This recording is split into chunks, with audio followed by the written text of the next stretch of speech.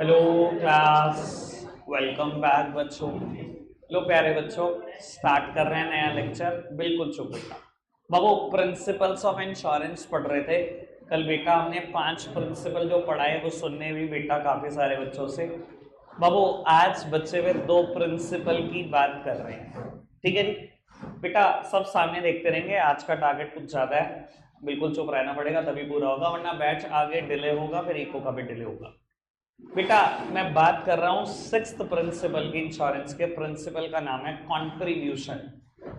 Please सब सामने देखते रहना मित्रों। प्रिंसिपल का नाम है कंट्रीब्यूशन। बेटा आपने घर कंस्ट्रक्ट कर रहे हो और उसमें ठीक ठाक टाइम पीरियड लगने वाला है घर कंस्ट्रक्ट करने में, और एक बहुत बड़ा घर नहीं बंगलो है बिल्कुल। बेटा अभी आपने उस पर 1 CR का एक्सपेंडिचर कर लिया है और आप चाहते हो कि मैं उसका इंश्योरेंस लूं, क्योंकि कंस्ट्रक्शन चल रही है, कोई और नेचुरल कैलामिटी ना आ जाए या कुछ और दिक्कत ना हो जाए, आग ना लग जाए, आपका ऐसा डर है। आपने फायर इंश्योरेंस ले लिया। पूरे 1 करोड़ की पॉलिसी अमाउंट है, पूरी 1 करोड़ को ही आपने इंश्योर करा लिया, ठीक है जी। सब सामने देखते रहेंगे सर। बेटा पूरे 1 CR का आपने अभी इंश्योरेंस ले लिया और इसके बदले में कंपनी ने कुछ भी प्रीमियम मांगा, मान लो आपसे प्रीमियम चार्ज किया उन्होंने 1 लाख रुपए, आपने 1 लाख पे कर दिया, ठीक है जी। बाबू अगले साल पूरे साल कंस्ट्रक्शन चलती रही, अगले साल बेटा खर्च हो गए आपके 2 करोड़ रुपए। बेटा अब आपको लगा पहले 1 करोड़ का इंश्योरेंस लिया था, अब तक टोटल घर पे 3 करोड़ लग चुके हैं, 1 करोड़ का तो इंश्योरेंस लिया ही हुआ है, चल 2 करोड़ का और ले लेता हूं। आपने 2 करोड़ का भी इंश्योरेंस ले लिया किसी और इंश्योरेंस कंपनी से, ठीक है। पहला इंश्योरेंस किसी और इंश्योरेंस कंपनी से लिया, दूसरा किसी और से लिया, ले सकते हैं, बिल्कुल ले सकते हैं, क्या दिक्कत है, ठीक है जी। आपने बाबू इसको प्रीमियम पे करा, लगभग इसका भी प्रीमियम अमाउंट 2 लाख रुपए था, आपने पे कर दिया। लास्ट ईयर आपकी कंस्ट्रक्शन पूरी हो जाती है, अब थोड़ा फिनिशिंग वर्क था, थोड़ा महंगा काम था, आपने 3 करोड़ खर्च करे, 3 करोड़ का फिर इंश्योरेंस ले लिया बाबू अपने घर के लिए। 1 करोड़ का एक कंपनी से, 2 करोड़ का दूसरी कंपनी से, 3 करोड़ का तीसरी कंपनी से, टोटल 6 करोड़ लगे, 6 के 6 करोड़ इंश्योर है, ठीक है। और बाबू इसको भी एक प्रीमियम अमाउंट पे किया, लेट्स सपोज जो भी फिगर थी पे कर दी, ठीक है। बाबू तीनों से फायर इंश्योरेंस लिया, भगवान न करे किसी के साथ ऐसा हो, पर आग लग गई घर में और टोटल नुकसान हुआ 25 लाख। कौन देगा? आपने कहा कंपनी ए 25 लाख तू, कंपनी बी 25 लाख तू, और कंपनी सी लाओ 25 लाख आप। ऐसे insurance is not the contract of making profit. भाई नुकसान कितने का हुआ? 25 लाख। आप तीनों हो गया दोगे 25-25 लाख रुपए अलग अलग दे दो, मतलब 75 लाख रुपए लोगे, नुकसान 25 लाख का हुआ। Insurance is not the contract of making profit. पैसा नहीं बना सकते इंश्योरेंस से, तो ये तो पैसा बनाने की साजिश है बिल्कुल। सर क्या होगा ऐसे केसेस में? बेटा आपको 25 लाख रुपए ही मिलेंगे तीनों से मिलाकर। कंट्रीब्यूशन प्रिंसिपल का नाम था कंट्रीब्यूशन, ये तीनों देंगे, मिलाकर देंगे 25 लाख रुपए कंट्रीब्यूट करके। और ऑब्वियसली अगर मैं कहूं कैसे कंट्रीब्यूट करेंगे, सर इसने 1 करोड़ का इंश्योरेंस किया था, इसने 2 करोड़ का, इसने 3 करोड़ का, यानी कि बेटा ये बांट लेंगे 25 लाख को 1:2:3 में, यानी कि 12.5 लाख रुपए अकेला ये देगा 25 लाख में से। 3/6 है ना इसका शेयर, बाबू इसका 2/6 है, 8.33 ये देगा, और बाबू लगभग इसका हाफ 4.16 या 17 लिख लो, इतने लाख रुपए देगा। कंपनी ए देगी 4,17,000, 8,33,000, और ये बेटा 12.5 लाख रुपए, 25 लाख रुपए ऐसे मिले। तीनों से 25-25 लाख रुपए ले सकते। समझ में आया बेटा? कोई दिक्कत कोई परेशानी तो नहीं? Principle of contribution done. बाबू लास्ट प्रिंसिपल, प्रिंसिपल का नाम है प्रिंसिपल ऑफ मिटिगेशन। बेटा मिटिगेशन का डिक्शनरी मीनिंग होता है प्रिवेंशन। बेटा एक बार अगर आपने इंश्योरेंस ले लिया है तो आप अपनी प्रॉपर्टी की बिल्कुल वैसे ही टेक केयर करना जैसे इंश्योरेंस लेने से पहले करते थे। ये नहीं हुआ कि इंश्योरेंस ले लिया मैं तो बिल्कुल इग्नोरेंट हूं, मुझे कुछ नहीं करना। समझाने के लिए एक बात बोलता हूं, आपने अपनी फैक्ट्री का इंश्योरेंस कराया हुआ है, फायर इंश्योरेंस, धंधा वैसे ही मंदा चल रहा है, बहुत परेशान हो और आग लग गई, आपने कहा कोई नहीं जी, मैं तो बैठ के आराम से हाथ सीखूंगा, ठंड भी बहुत हो रही। मंदा ही छोड़ा था, मंदा आग लगने दो, सुबह देखेंगे, सुबह क्लेम फाइल करेंगे, इंश्योरेंस कंपनी से पैसे लेते हैं। भाई आपको वो सारे स्टेप लेने हैं जो आप लेते अगर इंश्योरेंस ना होता। सभी स्टेप लो, फायर स्टेशन कॉल करो, खुद से कोशिश करो भाई, सारे स्टेप लो, लॉसेस को प्रिवेंट करने की कोशिश करनी है। ये ना हो बेटा आपने इंश्योरेंस ले लिया, आप बिल्कुल ही इग्नोरेंट हो गए। अगर इंश्योरेंस कंपनी ने सच में पाया कि आपने कोई स्टेप नहीं लिया, आप बिल्कुल इग्नोरेंट रहे, सर वो प्रीमियम मतलब सॉरी पॉलिसी अमाउंट देने से मना कर देगी। उन्हें तो वैसे भी मानना चाहिए पैसे ना देने का। कोई दिक्कत कोई परेशानी तो नहीं? क्लियर हो गया प्रिंसिपल ऑफ मिटिगेशन? बढ़ जाएं आगे। सर साथ के साथ प्रिंसिपल क्लियर हो गए, 5 तो कल सुन भी लिए थे, 2 बेटा जिस दिन मौका लगेगा उस दिन सुन लूंगा आपसे। अब मैं बात को आगे बढ़ा रहा हूँ। बेटा मैं आपको बता देता हूँ, जब ये टॉपिक मैंने शुरू करा तो मैंने फंक्शन ऑफ इंश्योरेंस नहीं कराया। अभी यहाँ पर शुरू थे फंक्शन, 4 फंक्शन है, ठीक है ना, ये नहीं मैंने कराया, सीधा प्रिंसिपल ऑफ इंश्योरेंस शुरू कर दिए हैं। बेटा मैं फंक्शन कराऊंगा इंश्योरेंस के बिल्कुल लास्ट टॉपिक होगा। अब बेटा टॉपिक है टाइप्स ऑफ इंश्योरेंस। मैंने पहले दिन ही बताया था मेरे कोर्स में 3 है, लाइफ, फायर एंड मरीन, ठीक है जी। पहले लाइफ इंश्योरेंस पे चर्चा करेंगे। बेटा ये देखो टॉपिक है लाइफ इंश्योरेंस, मैंने डेफिनेशन बताई हुई है कैसे लिखनी है, इतना बड़ा टॉपिक मुझे पढ़ाने की जरूरत नहीं है, प्लीज सामने देखना। कहता था main elements of life insurance contract are. बेटा ये ना आपको स्पेसिफिकली बता रहा है कि लाइफ इंश्योरेंस पे कौन कौन से प्रिंसिपल लगते हैं। मैंने 7 पढ़ लिए ना, उन्हीं 7 में से कॉपी कर करके बातें बता जाएगा और कुछ नहीं करेगा। मैं पढ़वा देता हूँ। पहली बात नहीं पढ़नी, ये समझ लो बेटा हायर लेवल की बात है, अभी नहीं समझ में आ सकती। सेकंड देखना बेटा, कहता है लाइफ इंश्योरेंस पे एटमोस्ट गुड फेथ लगता है। मुझे बहुत अच्छे से पता है क्या होता है गुड फेथ, ठीक है जी। वही सारी बातें इसने दोबारा लिखी हुई है, मुझे नहीं पढ़ानी। आगे बढ़ो जी। बाबू इसने बताया कि लाइफ इंश्योरेंस में भी इंश्योरेबल इंटरेस्ट आपको देखना होता है। सर मुझे पता है, मैंने बताया भी था इंश्योरेबल इंटरेस्ट में कि लाइफ इंश्योरेंस की बात करूं तो स्पाउस और ब्लड रिलेटिव का इंश्योरेंस हो सकता है। आगे बढ़ो जी। फिर इसने बताया कि life insurance contract is not a contract of indemnity. काम की बात, लाइफ इंश्योरेंस पे इंडेमनिटी वाली बात नहीं लगती। इधर देखना क्या था principle of insurance, principal of indemnity. बेटा ये प्रिंसिपल था, इंश्योरेंस का काम आपको उसी पोजीशन में लाकर खड़ा कर देना है जिसमें आप लॉस से पहले थे। यही था ना प्रिंसिपल ऑफ इंडेमनिटी। इधर देखना सर, लॉस से पहले तो कोई इंसान जिंदा था, लॉस ये हुआ कि वो मर गया, क्या इंश्योरेंस कंपनी जिंदा कर सकती है? क्या बाबू principle of indemnity life insurance पे लगता है? नहीं लगता है। तो वो बिल्कुल सही तो कह रहा है कि लाइफ इंश्योरेंस पे कभी भी प्रिंसिपल ऑफ इंडेमनिटी नहीं लगता। क्या उसने बिल्कुल ठीक कहा? बात समझ में आ गई? बस इतना सही ये टॉपिक था।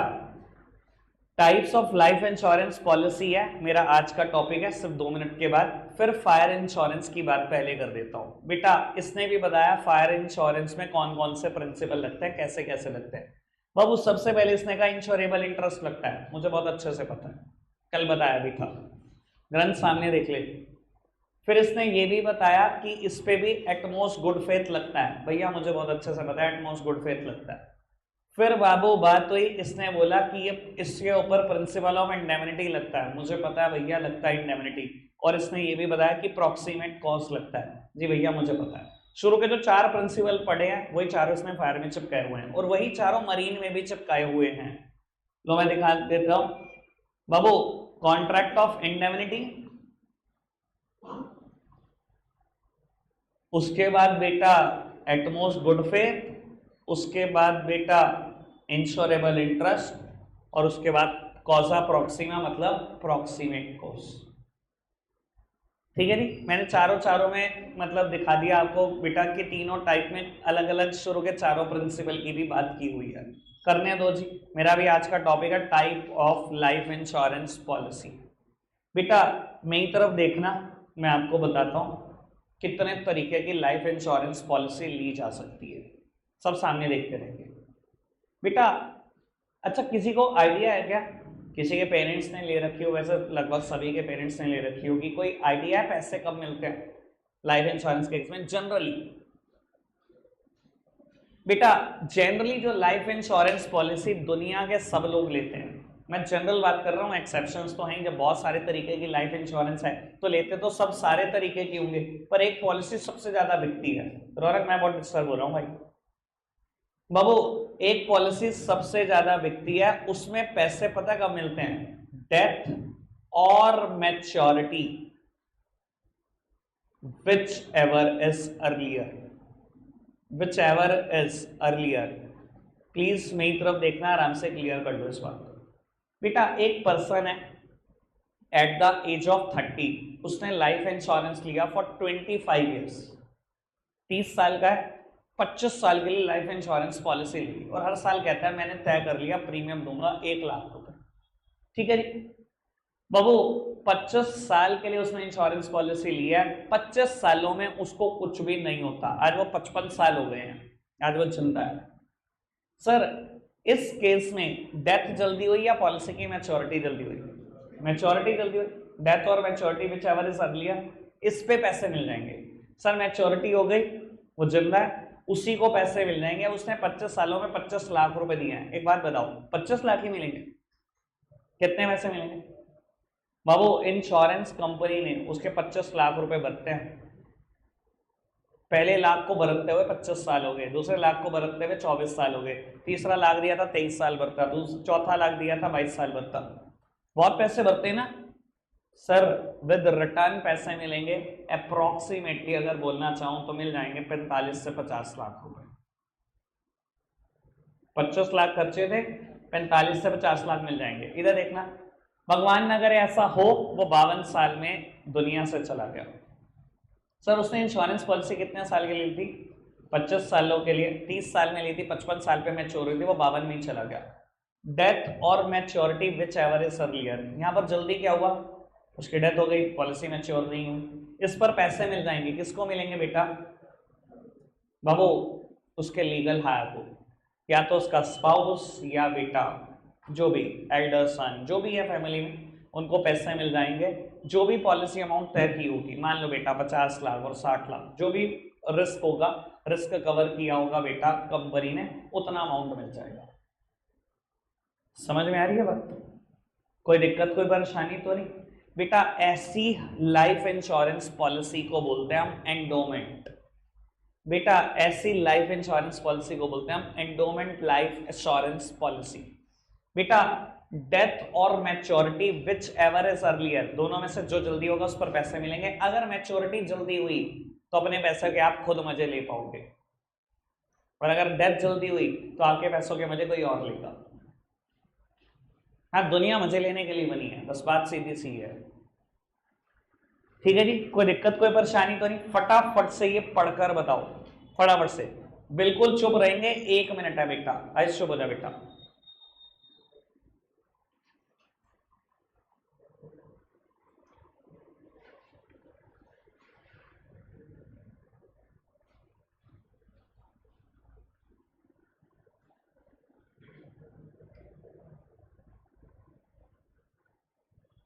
ठीक है पुत्र, कोई दिक्कत कोई परेशानी तो नहीं?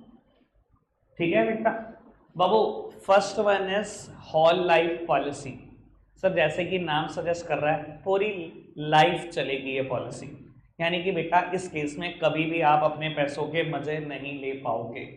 बेटा होल लाइफ पॉलिसी बस और बस डेथ पर ही मिलती है टू द लीगल हायर और योर रिप्रेजेंटेटिव, जो भी होगा आपका रिप्रेजेंटेटिव, उसको मिल जाएगा। यानी कि बेटा अगर आपने 32 साल में शुरू करी, जितने ही साल जी लो देते चले जाओ प्रीमियम। मान लो आपने 1 लाख रुपए साल तय कर दिया प्रीमियम, और आप 80 साल जी गए, तो 48 सालों तक आप पैसे ही देते रहोगे। और जब जाओगे दुनिया से तो बेटा जो भी आपका रिप्रेजेंटेटिव है उसको पैसे मिल जाएंगे। ऑब्वियसली सिर्फ 48 लाख नहीं मिलेंगे, अप्रोक्सीमेटली अमाउंट 1 करोड़ क्रॉस हो चुका होगा। तो बाबू होल लाइफ पॉलिसी में कभी भी आप अपने पैसों के मजे खुद नहीं ले सकते। मुझे तो लगता है लाइफ इंश्योरेंस कराना स्कैम है, कभी कभी आप अपने पैसों के मजे ले ही नहीं पाते ज्यादातर तो। ठीक है ना जी, पढ़ना बेटा। मतलब आज जो 1-1 लाख रुपए जोड़ रहे हो बाबू, घूमने जाओ फॉरेन, अपने पैसों के खुद मजे लो, बच्चे लेते रहेंगे बाद में मजे, वरना बच्चे कहें बढ़िया हुआ भाग गया, पैसे आ गए। ओ यही होना है दुनिया में, कोई रिश्ता नहीं, कुछ नहीं, सब मजे लेने के लिए आए हैं। उत्तर फटाफट से पढ़ लो।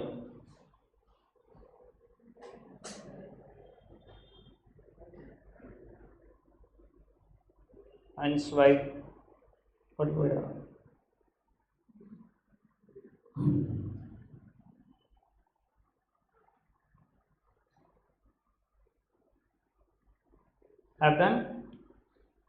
बढ़ जाए उत्तर आगे। दो तरीके की पॉलिसी बिल्कुल क्लियर बेटा। Third one is joint life policy. सब जैसे कि नाम सजेस्ट करता है ज्वाइंट लाइफ। मैं यहाँ पर एक एक्स्ट्रा बात भी बताना चाहूंगा आपको, जिंदगी में थोड़ा सा प्लानिंग करना भी सीखो। अब बढ़ रहे हो और बिजनेस की तरफ आगे बढ़ रहे हो, तो मैं एक बात भी अच्छे से सजेस्ट करूंगा आपको, ज्वाइंट लाइफ पॉलिसी। प्लीज मेरी तरफ देखना बेटा। ज्वाइंट लाइफ मतलब बेटा या तो ऐसी लाइफ इंश्योरेंस पॉलिसी हस्बैंड और वाइफ लेते हैं, या ऐसी पॉलिसी एक ही पार्टनरशिप फर्म के दो पार्टनर लेते हैं। जो सामने देखो बेटा, ऐसी पॉलिसी या तो हस्बैंड और वाइफ लेते हैं या एक ही पार्टनरशिप फर्म के दो पार्टनर लेते हैं। Sir premium is paid by the either of the person. Premium कोई दे दो, हस्बैंड दे रहा है तो हस्बैंड दे ले, वाइफ दे रही है तो वाइफ दे ले, कोई भी दे दो। एक की डेथ पर अदर सर्वाइविंग मेंबर को सारे पैसे मिल जाएंगे। हस्बैंड की डेथ हुई तो वाइफ को सारे पैसे मिल जाएंगे, वाइफ की डेथ हुई तो हस्बैंड को मिल जाएंगे। मुझे पता है आप जनरल नहीं सोचते, आपने कहा दोनों ही निपट गए एक ही साथ, तो हाँ मुझे पता है। मेरे को बता रहे हो तुम 11th क्लास पढ़ाते मुझे 10 साल हो गए भाई, मुझे मत बताओ क्या तुम्हारी सोच है। मैं 10 साल से एक ही जैसे क्वेश्चन सुनता हूँ। बाबू दोनों भी मर गए तो बेटा जैसे बैंक अकाउंट का एक नॉमिनी होता है, जब आप लाइफ इंश्योरेंस कराने जाते हो सबसे पहले एक नॉमिनी का नाम देना होता है, तो बेटा जो भी नॉमिनी का नाम होगा उसको पैसे मिल जाएंगे। दोबारा क्वेश्चन नहीं उठना चाहिए, ठीक है। हाँ सर बोलो, आपके बिना कैसे? अजी वाह बहुत बढ़िया बाबू। जब कोई मेरे को यार मुझे एक्सपेक्टेड है तुम्हारे से ऐसे क्वेश्चन। ये पता क्या चाह रहा है, एक ही कार में सारे निपट जाओ, कोई रहना चाहे भाई अगर नॉमिनी भी चला गया दुनिया से, जब किसी भी पैसे को कोई क्लेम करने वाला नहीं होता, वो सारे पैसे गवर्नमेंट ऑफ इंडिया के होते हैं, ठीक है सर। अब ये ना कह दियो गवर्नमेंट ऑफ इंडिया साथ में नहीं बढ़ गई, ठीक है सर। चलो लो उत्तर सामने देखना, बस बस प्लीज 1 मिनट के लिए मेरी तरफ देखना।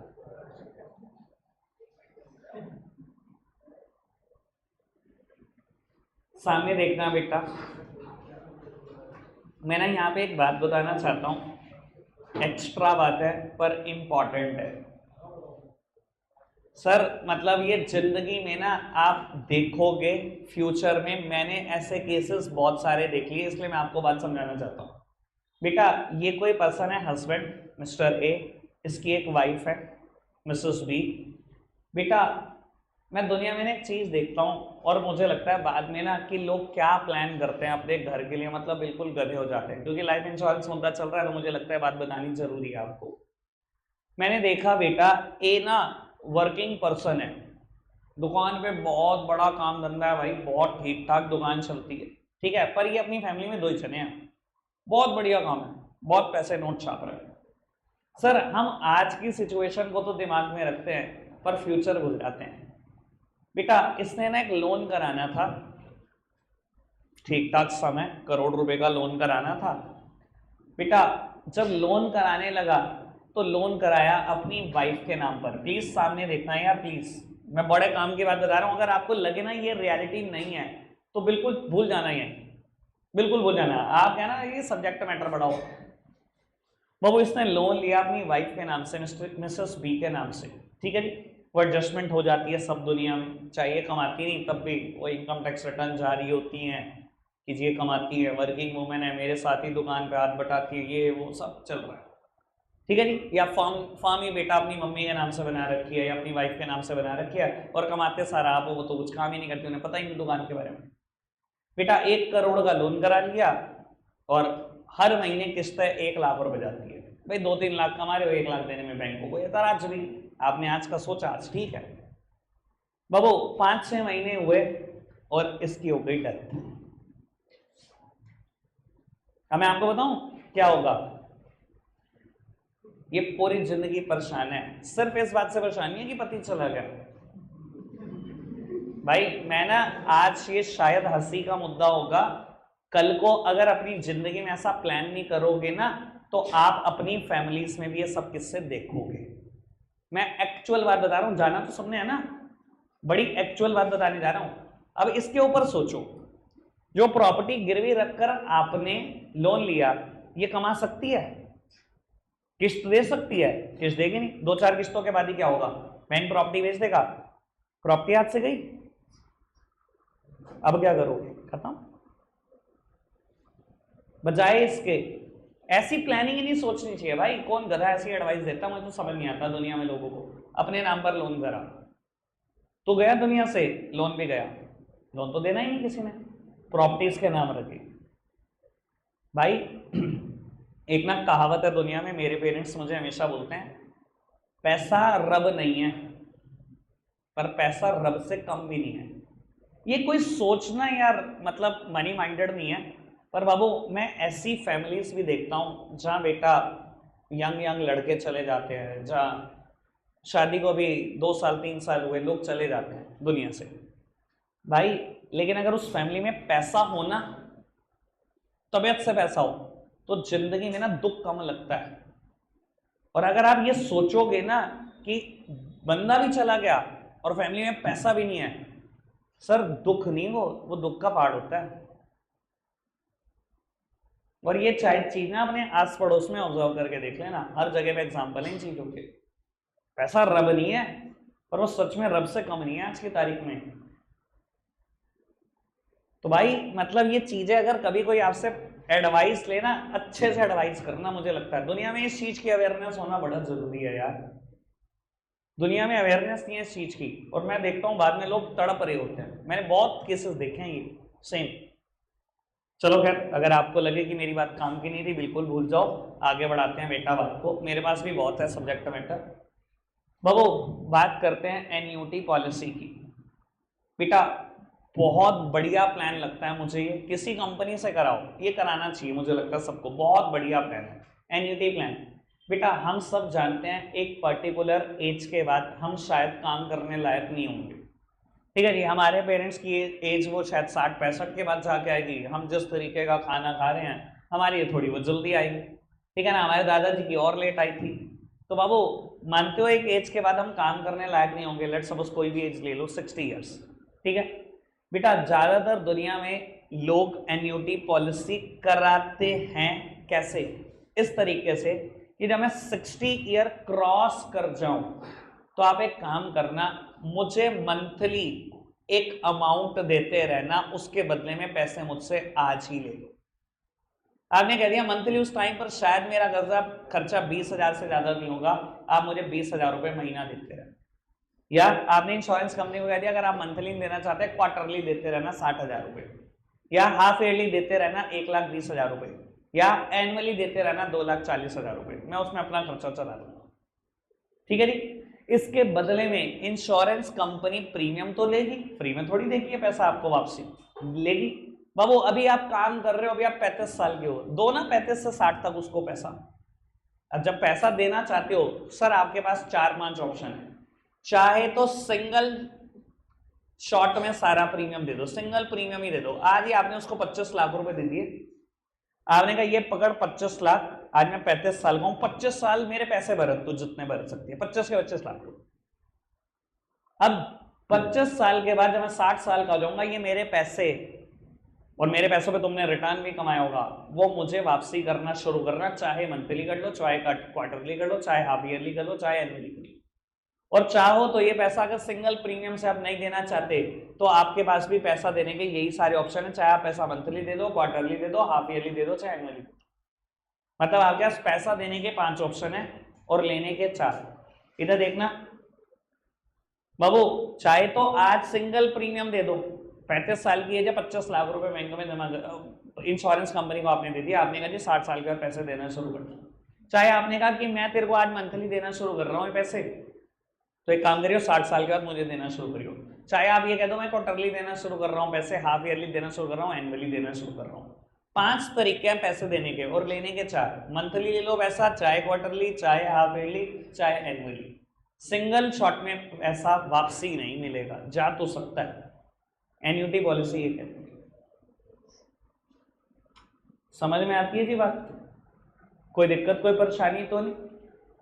आगे बढ़ जाए। बाबू ये जरूर करा है ना, बच्चों ने कहीं नहीं पूछना तुम्हें, कहीं लाठी लेके घूम रहे हो कोई पैसा दे दो, खुद ही करा लेना बस, जीतते जी। आओ सामने देखना जी बेटा। 5th one is children endowment policy. बेटा नाम से ही समझ में आ रहा होगा बेटा, पेरेंट्स ऐसी इंश्योरेंस पॉलिसी लेते हैं for the childrens further education और for the marriage of children. Generally बेटा फीमेल चाइल्ड के लिए ज़्यादातर पेरेंट्स लेते हैं, ठीक है ना। वो जो एक बड़ी खराब चीज़ है हमारी सोसाइटी की, कितना ही कह लो वो डॉरी, वो चलना ही चलना है, ठीक है ना। कुछ ही कह लो, मतलब कोई लेना भी नहीं चाहता होगा ना, तो देने वाले भी बहुत है। हाँ सच में भाई, मेरे लिए रिश्ते आते थे जी, 1 करोड़ लगाएंगे शादी पे। मैंने तो चला था इसी रास्ते से, 2 तेरे 2 लगा के बेचू। हाँ सच में यार। अब वही होता है ना यार, मेरे पिताजी को कभी अपने बताया नहीं था कि भैया मैंने लव मैरिज करनी है, वो आखिर घर पे सबको पता था। मेरे पिताजी रोज एक रिश्ता पकड़ के ले आते थे, और मिडिएटर ऐसे ऐसे ही जी, 1 करोड़ लगाएंगे शादी में, लड़का सी है, अच्छा जी ये कर देंगे वो कर देंगे, तो चला जाए बहुत बजेगा तेरे। मतलब लेने वाला तैयार ना हो तो देने वाले भी डॉरी छोड़ते नहीं है। तो भाई पेरेंट्स को बहुत कुछ सोचना पड़ता है। फीमेल चाइल्ड के लिए स्पेशली पेरेंट्स बेटा चिल्ड्रन एंडोमेंट प्लान लेते हैं। बेटा होता क्या इस प्लान में बाबू, मैं एक स्कीम बता देता हूँ गवर्नमेंट ऑफ इंडिया की, ताकि आपको बहुत अच्छे से समझ में आ जाए। बेटा गवर्नमेंट ऑफ इंडिया की एक स्कीम है पोस्ट ऑफिस में, सुकन्या स्कीम। शायद आपने सुना हो, सुना है कि नहीं सुना मैं समझा रहा हूं बेटा।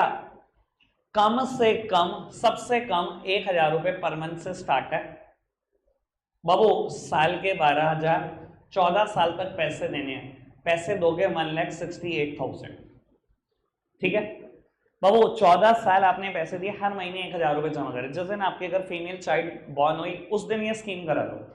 कुछ 1000 रुपए महीने, आज बिल्कुल नहीं चुभेंगे, बिल्कुल पता नहीं लगेगा 1000 रुपए महीने का। आज की जनरेशन का इतनी महंगाई हो, आज का जमाना, कुछ नहीं 1000 रुपए महीना बाबू। 1000 रुपए महीना देना शुरू करा, 14 साल तक पैसे दिए, 1,68,000, 7 ईयर का होल्ड है।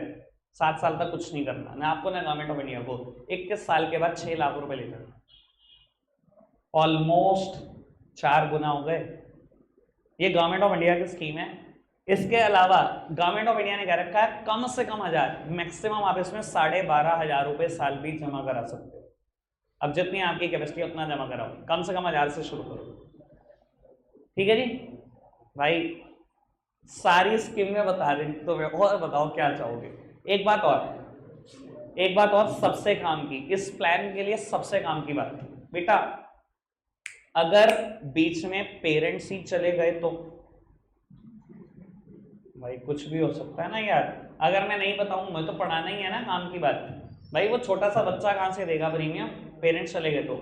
बेटा अगर बीच में पेरेंट्स चले गए स्कीम के, तो बेटा प्रीमियम आपको नहीं देना, लेकिन गवर्नमेंट ऑफ इंडिया आपको फिर भी पूरे 6 लाख रुपए देगी 21 साल रुपए, ठीक है जी।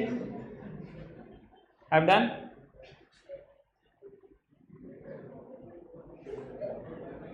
भाई कभी तुम मैच्योर हो जाओ, जैसे तुम बातें दूसरों के लिए सोचते हो, अपने लिए कल्पना भी नहीं कर पाओगे।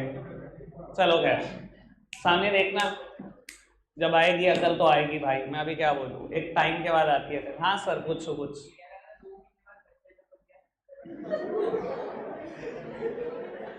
क्या बोलूं, लिटरली बेवकूफी है। पैसे मिल जाएंगे भाई वापस, क्या बोलूं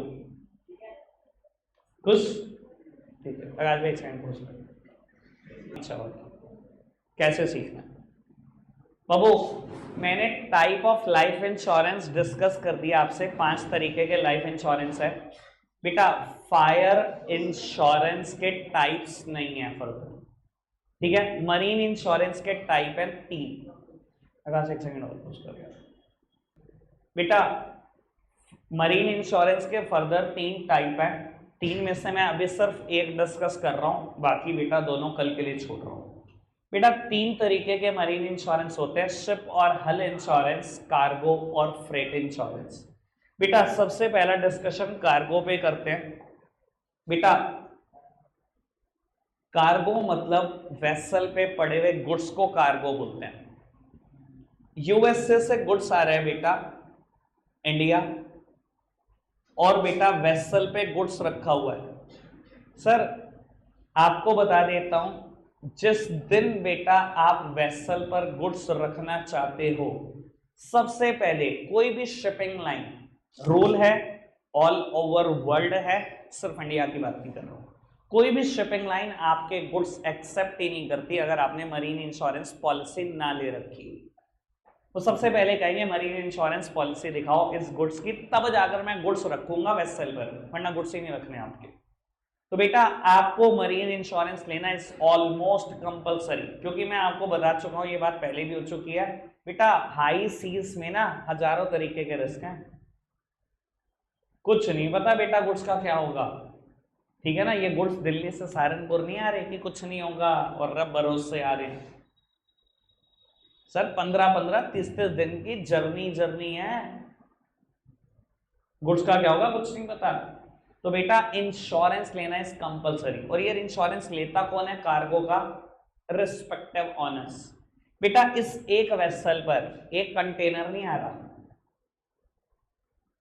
कई हजार कंटेनर है, कई 100 कंटेनर है, 700-700 800-800 कंटेनर कैरी करके लाता है एक वेसल, और इतना बड़ा होता है कि बेटा एक कंटेनर का साइज इतना है, यानी कि बेटा इस पूरे हॉल में 2 ही कंटेनर रह सकते हैं। और आपने कई बार देखा होगा रेलवे स्टेशन पर, बहुत सारे रेलवे स्टेशन पे पड़े रहते हैं कंटेनर, और ज्यादातर एक कंपनी है जिसका नाम लिखा होता है, अगर आपने देखा हो कभी, कॉनकॉर, देख लेना, आज नहीं तो कल देख लेना, अगर आप कहते हो तो मैं अभी इमेजेस भी दिखा दूंगा गूगल से। कॉनकॉर कंपनी के कंटेनर ज्यादातर पड़े रहते हैं।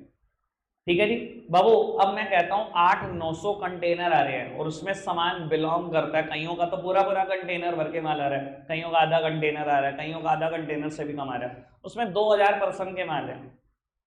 तो बेटा जिसका जितना सामान है उसने उतना इंश्योरेंस लिया होगा, यानी कि कार्गो का इंश्योरेंस कौन लेता है, कार्गो क्या होती है, जो वेसल पे पड़ा हुआ गुड्स है, कार्गो का इंश्योरेंस कौन लेता है, रिस्पेक्टिव ऑनर्स, जो भी उस गुड्स के ऑनर है वही लेंगे बेटा। कोई दिक्कत कोई परेशानी तो नहीं, रखते आज के लिए इतना ही है प्यारे बच्चों, बाय।